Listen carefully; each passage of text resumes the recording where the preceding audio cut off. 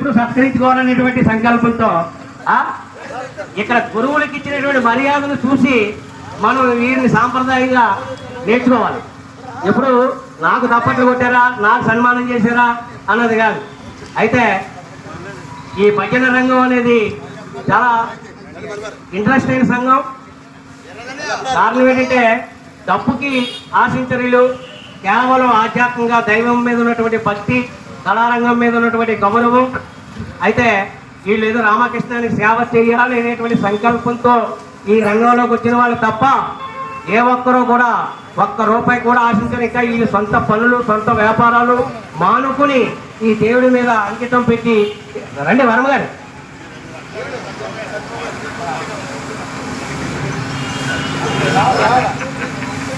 ఈయన మా గురువు గారండి.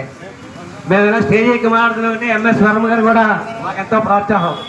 అయితే మరొక్కసారి వీళ్ళందరికీ కూడా గురువులకి ధన్యవాదాలు తెలియజేసుకుంటూ, మోహన్ రావు రండి రండి రండి రండి సార్. బీజేపీ నాయకులు, సీనియర్ నాయకులు దుర్గా మోహన్ రావు గారు రండి రండి సార్. రండి గురువు గారు. కరెక్ట్గా మా అదృష్టం గురించి మీరు వచ్చారు టైంకి.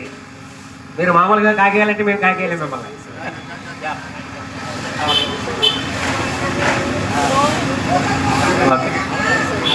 బాబు వీడియో ఫోటోలు కూడా సాయంత్రం సిటీ గారు పంపుతాం. వీడియో తీయండి బాగా.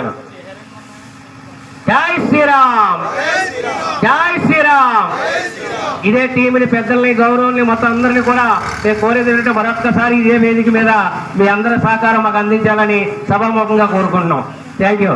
అలాగే మరిడమ్మ తల్లి ఆషాఢ మాసం వచ్చే నెల 25 నుంచి ప్రారంభమవుతుంది. అది జూలై 30 దాకా ఉంటుంది. అందులో నేను యువ గారితో మాట్లాడాను. మొత్తం మన జిల్లా స్థాయిలో కానీ, లేకపోతే 4-3 మండలాల స్థాయిలో కానీ మరిడమ్మ తల్లికి ఏకాహం చరిత్రలో ఎప్పుడూ లేదు.